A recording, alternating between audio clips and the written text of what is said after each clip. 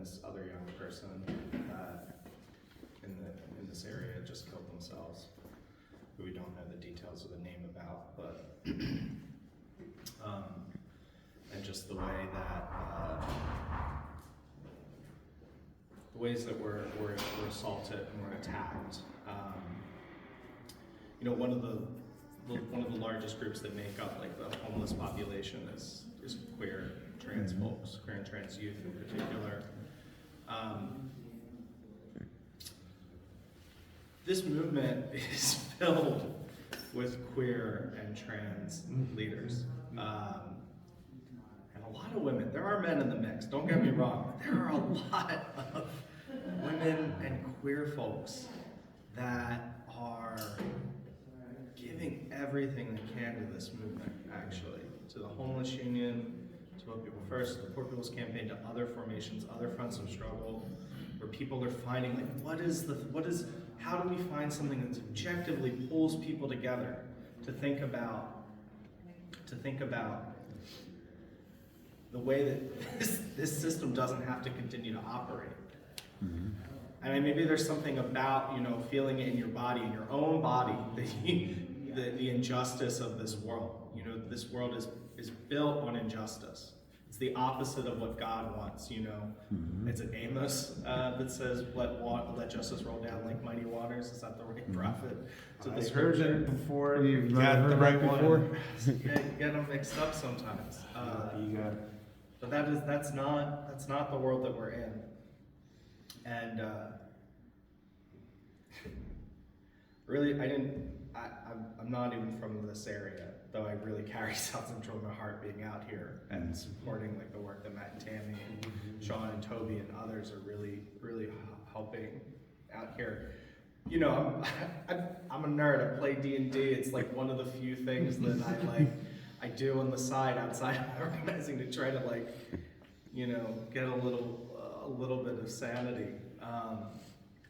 And just seeing that like these two beautiful kids, are all they're on the back of one of their on Thea's memorial card is a quote from a ridiculous like fictional character from a web show about D&D that I watch too. Just like and it's like, no wonder. I mean, fantasy's great, but no wonder so many people turn towards it in this moment, because the world that we live in is objectively horrible. Mm.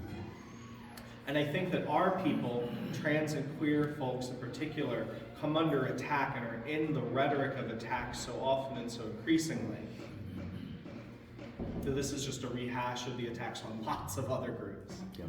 In its essence, is because that there's something about us being in our own bodies that we're constantly reminding everyone around us that this system isn't set up right for people and their human rights and their experience. And so we need to be demonized just like any other group of folks that are going to say the system doesn't work, right?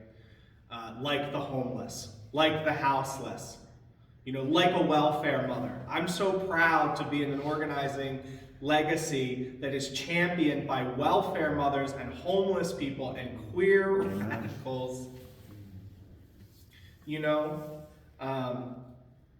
And this is what Dr. King called for, right? Was the unity of the poor and dispossessed, that they lived in cruelly unjust conditions. If they could be helped to take action together, they would do so with a freedom and a power that would be a new and unsettling force in our complacent national life.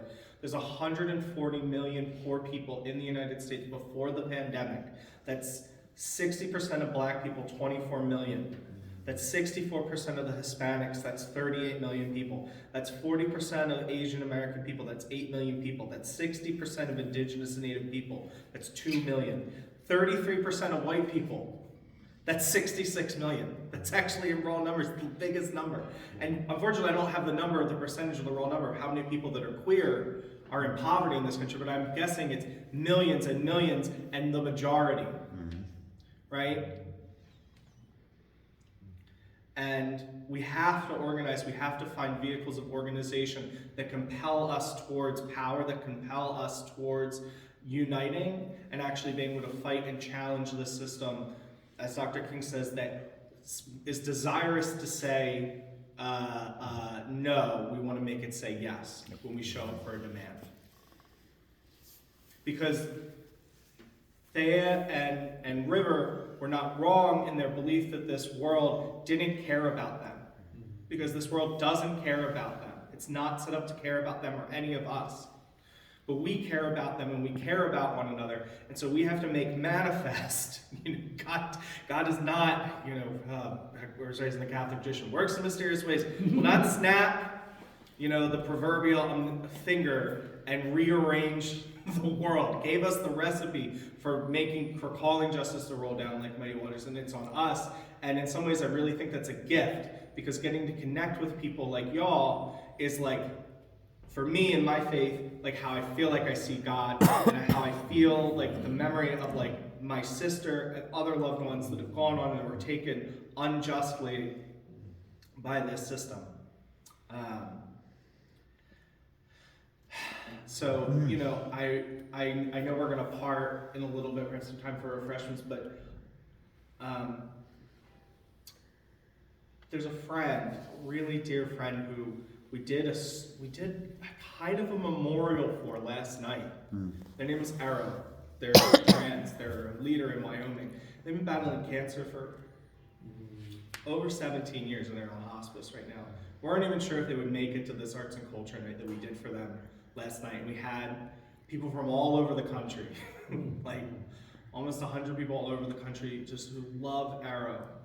And Arrow has given their life to this movement, and I really know that there are 140 million other people just like Arrow here in this room that could figure out how to give some of their time, some of their fight, because I know we've all got it, to this movement. And so, I want to figure that out with you, and if people see this, I want to figure that out with you online.